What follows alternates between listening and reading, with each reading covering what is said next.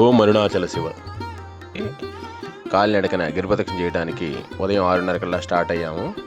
మొదటగా రాజగోపురం ఎదురుగ్గా ఉన్నటువంటి మండపం దగ్గర మనం కర్పూరం వెలిగించి టెంకాయ కొట్టి గిరిప్రదక్షిణ స్టార్ట్ చేయాల్సి ఉంటుంది.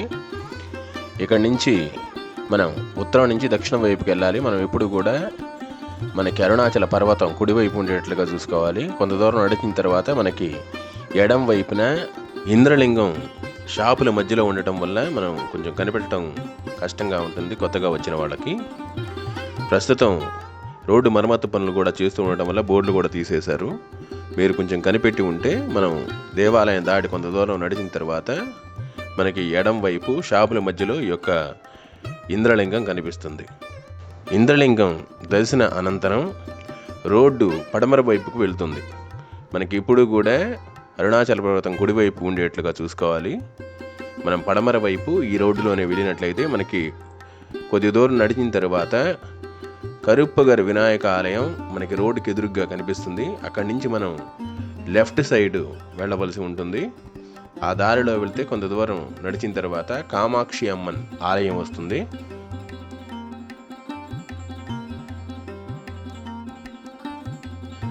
ఈ దారిలోనే మనం ఇంకా ముందుకు వెళ్ళవలసి ఉంటుంది. వెళ్ళిన తర్వాత మనకి 4 రోడ్ల కూడలు వస్తుంది. ఇక్కడ చెంగం వెళ్ళేటువంటి రోడ్డు వైపు మనం వెళ్ళాలి. అదే రూట్లో పైకి వెళ్ళిన తర్వాత ఒక 1/2 కిలోమీటర్ నడిచిన తర్వాత మనకి అగ్నిలింగం వస్తుంది. ఈ అగ్నిలింగం దగ్గర కూడా బోర్డు తీసేశారు ప్రస్తుతం వర్క్ జరుగుతూ ఉండటం వల్ల. కానీ మనకు గుర్తు ఏంటంటే దీని పక్కనే హోటల్ శ్రీనివాస్ అని చెప్పేసి ఒక హోటల్ ఉంటుంది. దాని పక్కనే మనకి ఈ యొక్క అగ్నిలింగానికి పోయేటటువంటి దారి కనిపిస్తూ ఉంది. మనం ఈ లోపలికి వెళ్ళి అగ్నిలింగాన్ని దర్శనం చేసుకొని రావాలి. అలాగే ఇంకా కొద్ది దూరం నడిచి ముందుకు వెళ్ళిన తర్వాత రమణాశ్రమానికి దగ్గరలోనే మనకి దక్షిణామూర్తి ఆలయం కనిపిస్తుంది. ఇది విశేషమైనటువంటి ఆలయం కాబట్టి దక్షిణామూర్తిని కూడా తప్పకుండా దర్శనం చేసుకోండి. దక్షిణామూర్తి ఆలయం దాటిన తర్వాత మనకి రమణాశ్రమం వస్తుంది. రమణాశ్రమం అనేది మనం గిరిప్రదక్షిణలో భాగంగా కాకుండా తర్వాత వెళ్ళి ప్రత్యేక దర్శనం చేసుకుంటే బాగుంటుంది.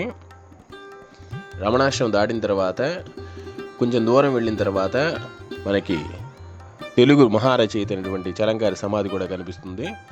అంటే మేము దారిలో వెళ్తున్నాం కాబట్టి తెలియని వాళ్ళ కోసం చూపిస్తూ ఉన్నాము. రమణాశ్రమం దాటాక కొద్ది దూరం నడిస్తే లెఫ్ట్ సైడ్ ఫుట్పాత్ మీదే మనకి చలంగారి సమాధి కనిపిస్తుంది. గుడిపాటి వెంకటాచలం గారు మైదానం, స్త్రీ, మ్యూజియంస్ మొదలైన ప్రఖ్యాత తెలుగు రచనలు చేశారు. రచనల వల్ల కాదు కానీ ఆయన మొదట్లో పరమ నాస్తికుడు, స్త్రీలోలుడుగా ఉండేవాడు. అలాంటి ఆయన రమణ మహర్షిని దర్శనం చేసుకున్న తర్వాత తన ఫ్యామిలీతో సహా అరుణాచలానికి రావడం జరిగింది. తన చివరి శ్వాస వరకు కూడా సమస్తం భగవదర్పణం చేసి ఆయన జీవించారు. చలంగారి సమాధి దాటాక కొంత దూరం వెళితే రైట్ సైడ్లో అరుణాచల పర్వత పాదానికి దగ్గరలో ద్రౌపదీదేవి ఆలయం కనిపిస్తుంది. కోర్టు గొడవల వల్ల ప్రస్తుతం అది మూసివేయబడి ఉంది.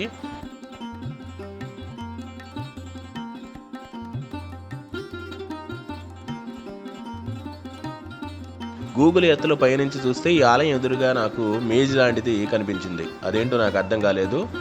మీకు తెలిస్తే కింద కామెంట్ చేయండి. ద్రౌపది ఆలయం దాటి కొంత దూరం నడిస్తే సింహతీర్థం వస్తుంది. మొదట్లో ఇది పూర్వం చాలా దారుణంగా ఉండేది. ప్రస్తుతం మరమ్మతులు చేశారు, కళకళలాడుతూ ఉంది. సింహతీర్థం దాటి కొంత దూరం వెళితే యమలింగం దర్శనమిస్తుంది.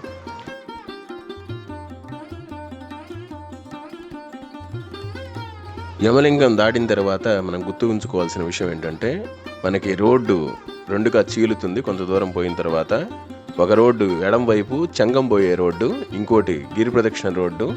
మనం కుడి వైపుకు వెళ్ళవలసి ఉంటుంది. ఇది గుర్తుంచుకోండి. యమలింగం దర్శనానంతరం కొద్ది దూరం నడిచాక దూర్వాస మహర్షి ఆలయం వస్తుంది. ఈ ఆలయం పక్కనే మనకు నంది ముఖ దర్శనం చేసుకునే వ్యూ పాయింట్ ఉంటుంది.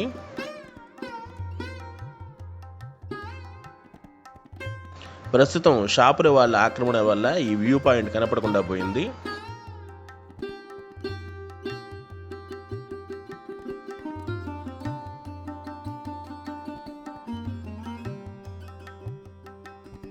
మనం ఇక్కడ నిలబడి చూస్తే అరుణాచల పర్వతంపై నందిముఖ దర్శనం అవుతుంది.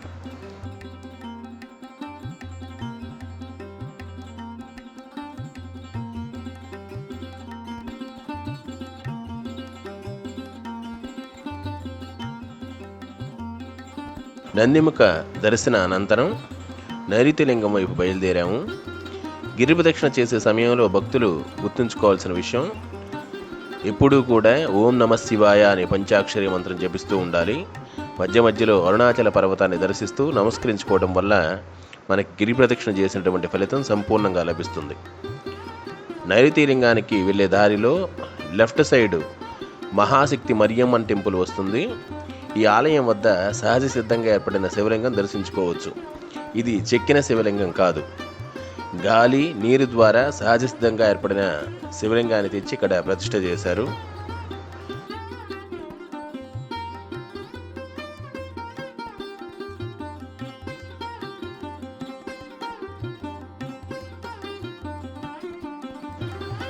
మరియమ్మన్ ఆలయం దాటి కొంత దూరం నడిచాక నైరుతి లింగం దర్శనమిస్తుంది.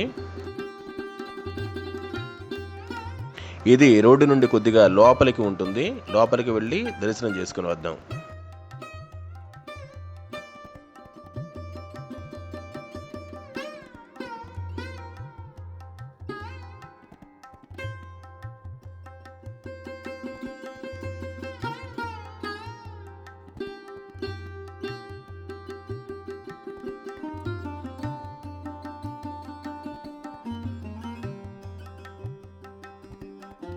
నైరుతి లింగం దాటి కొంత దూరం నడిచాక తిరునేర్ అన్నామలై ఆలయం వస్తుంది.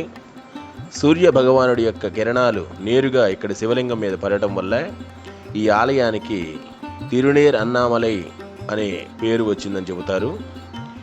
ఈ ఆలయం లోపలి వైపు పైకప్పు మీద అందమైనటువంటి చిత్రాన్ని చిత్రీకరించడం జరిగింది.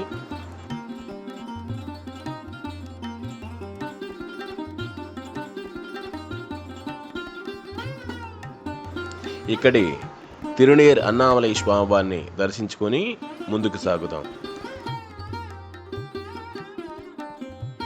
తిరునేర్ అన్నామలై ఆలయం దాటిన తర్వాత ముందుకు సాగుదాం. మనకు గిరి ప్రదక్షిణ సమయంలో ఇలాంటి నందులు చాలా కనిపిస్తాయి. ఇవన్నీ కూడా అరుణాచల పర్వతం వైపు చూస్తూ ఉంటాయి. అరుణాచల పర్వతమే సాక్షాత్తు మహాలింగం కనుక ఈ నందులన్నీ కూడా ఆ పర్వతాన్ని చూస్తూ ఉంటాయి. దారిలో రోడ్ సైడు మనకి ఇలా చిన్న చిన్న వ్యాపారాలు చేసుకునే వాళ్ళు కనిపిస్తారు. అలాగే పరమహంస నిత్యానంద మంచి పీక్ స్టేజ్లో ఉన్న సమయంలోనే అరుణాచల పర్వత పాదాల వద్ద చాలా పెద్ద స్థలాన్ని కొనుగోలు చేసి ఇక్కడ ఒక పెద్ద ఆశ్రమం నిర్మించడం జరిగింది. అలాగే దారిలో మనకు అనేక మంది కాలభైరవులు దర్శనం ఇవ్వడం జరిగింది. కాశీలో మనమే వెళ్ళి కాలభైరవుని దర్శిస్తే ఇక్కడ మాత్రం ఆ కాలభైరవులే అడుగడుగునా దర్శనం ఇవ్వడం శుభసూచకం.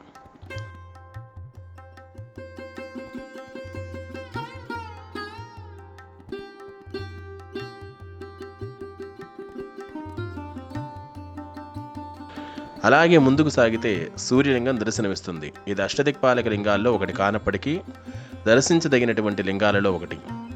ఈ ఆలయంలో ఆదిత్య హృదయం పఠించినట్లయితే దీర్ఘకాలిక రోగాలు నశిస్తాయని భక్తులు నమ్ముతారు.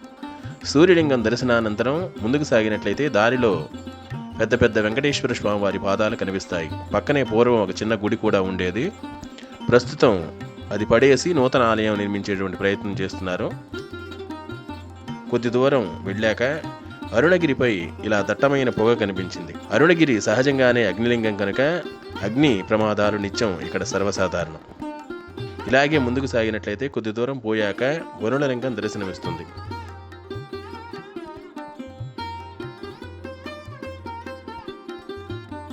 ఈ వరుణలింగం దాటాక మొట్టమొదటిసారి అరుణగిరినాథుని దర్శనం మనకు లభిస్తుంది. అరుణాచలంలో ఈశ్వరుడు 3 రూపాల్లో దర్శనమిస్తాడని మనకు పురాణాలు చెబుతూ ఉన్నాయి. అందులో ఒకటి అరుణాచల పర్వతం, 2 అరుణాచల ప్రధానాలయంలో ఉన్న శివలింగం, 3 అరుణాచల పర్వతంపై అరుణగిరి సిద్ధ రూపంలో ఈశ్వరుడు ఉంటాడని పురాణోక్తి. నేను స్వామిని 2 రూపాల్లో దర్శించి 3వ రూపంలో ఉన్నటువంటి అరుణగిరి సిద్ధ రూపంలో కూడా దర్శనమివ్వమని స్వామివారిని భక్తి శ్రద్ధలతో ప్రార్థించడం జరిగింది. అలా ప్రార్థించిన సమయంలో నాకు మొట్టమొదటిసారి 5 సంవత్సరాల క్రితం స్వామి ఆ పర్వతం మీద ఈ విధంగా దర్శనం ఇవ్వడం జరిగింది. నేను దీన్ని ఇప్పటి వరకు ఎవరితో పంచుకోలేదు. 5 సంవత్సరాల తర్వాత మొట్టమొదటిసారిగా దీన్ని ఫస్ట్ టైం యూట్యూబ్లో పోస్ట్ చేస్తున్నాను. ఆ అరుణగిరినాథుని ఆశీస్సులు ఉన్నవాళ్లే ఈ వీడియోని ఓపెన్ చేసి ఆ దృశ్యాన్ని వీక్షించగలరని నా నమ్మకం. తదుపరి మనం వాయులింగానికి బయలుదేరుతాం. ఈ వరుణలింగానికి వాయులింగానికి మధ్యలో మనకి ఆది అన్నామలై ఆలయానికి పోయేటువంటి బోర్డు కనిపిస్తుంది. ఈ ఆది అన్నామలై ఆలయం మనకి రోడ్డు మీద నుంచి కొద్ది దూరం లోపలికి నడవలసి ఉంటుంది. ఇది అరుణాచల పర్వత పాదాల వద్ద ఉంటుంది. ప్రధాన ఆలయమైనటువంటి అరుణాచలేశ్వర ఆలయానికి పూర్వకాలం నుంచి ఉన్నటువంటి ఆలయం కనుక ఇది పాత ఆలయం కాబట్టి దీన్ని ఆది అన్నామలై ఆలయం అని చెప్పేసి పిలుస్తారు. ఇక్కడే విశేషమైనటువంటి మహాబిల్వ వృక్షం కూడా ఉంది. సాధారణంగా బిల్వపత్రం 3 దళాలను కలిగి ఉంటుంది. ఇక్కడ బిల్వపత్రాలు కొన్ని 5 దళాలని కొన్ని 7 దళాలని కూడా కలిగి ఉండటం విశేషం. ఆది అన్నామలై దర్శనానంతరం తిరిగి గిరివలం రోడ్లోకి వచ్చి కొంత దూరం నడిస్తే వాయులింగం దర్శనమిస్తుంది.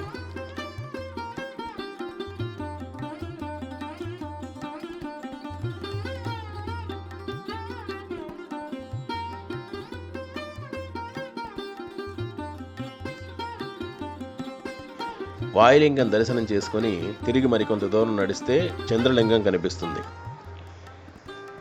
ఇది కూడా అష్టదిక్పాలక లింగాల్లో ఒకటి కానప్పటికీ కూడా దర్శించుకోదగ్గ శివలింగం. ఇక్కడ ఆలయంలో శివుడు శశిధరుడుగా అందంగా కనిపిస్తాడు. దారిలో మేము కొద్దిసేపు విశ్రమించి ఇక్కడ ఫేమస్ అయినటువంటి కుంభకోణం కాఫీ తాగడం జరిగింది. దారిలోనే చాలా రంగురంగుల అందమైనటువంటి బుట్టలు అమ్ముతూ ఉన్నారు. మేము కొన్ని బుట్టలు కొనడం జరిగింది. కొద్ది దూరం నడిచిన తర్వాత మాకు చాలా పెద్దదైనటువంటి అభిరామలింగం కనిపించడం జరిగింది. అలాగే దారిలోనే వెంకటేశ్వర స్వామి వారి విగ్రహం, అదేవిధంగా కాళీమాత విగ్రహాలు కూడా దర్శనం చేసుకోవడం జరిగింది. ఇవి దాటి ఇంకా కొద్ది దూరం పోయిన తర్వాత మనకి కుబేరలింగం దర్శనమిస్తుంది.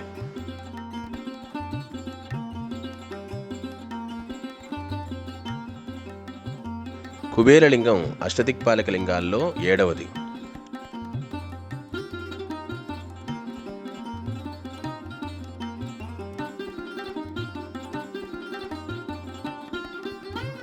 ఇక్కడి కుబేరలింగం పేరుకు తగ్గట్టుగానే ఐశ్వర్యవంతంగా దర్శనమిస్తుంది.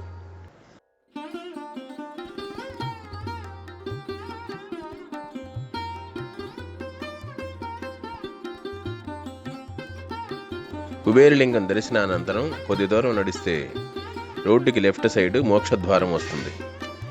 ఈ మోక్షద్వారం కింద సిద్ధపురుషులు కుండలిని యంత్ర ప్రతిష్ఠ చేసినట్లుగా చెబుతారు. ఈ మోక్షద్వారం ఇరుకుగా ఉంటుంది. ఇది జీవితంలో ఎదురయ్యే ఇబ్బందులు ధైర్యంగా ఎదుర్కోవాలన్న సూచనను తెలియజేస్తుంది.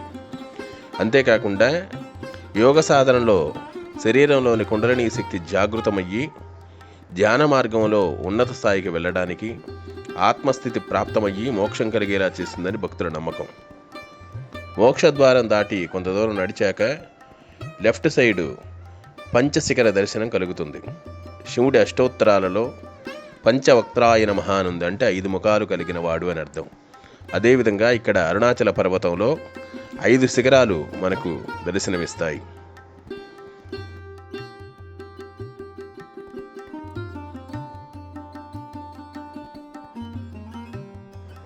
పంచశిఖర దర్శనానంతరం మనం కొద్ది దూరం నడిచాక నంది సర్కిల్ వస్తుంది. ఇక్కడ నుండి మనం దక్షిణం వైపుకు వెళ్ళాలి. అంటే మనకు అరుణాచల పర్వతం ఎప్పుడూ కూడా కుడి చేతి వైపు ఉండాలి. ఇక్కడ నుండి కొంత దూరం నడిచాక మనకి రోడ్డు 2గా చీలుతుంది. ఎడం చేతి వైపు ఉన్నటువంటి దారినే ఎంచుకోవాలి. మనం ఆ దారిలో వెళ్తేనే మనకి ఈశాన్యలింగం దర్శనమిస్తుంది.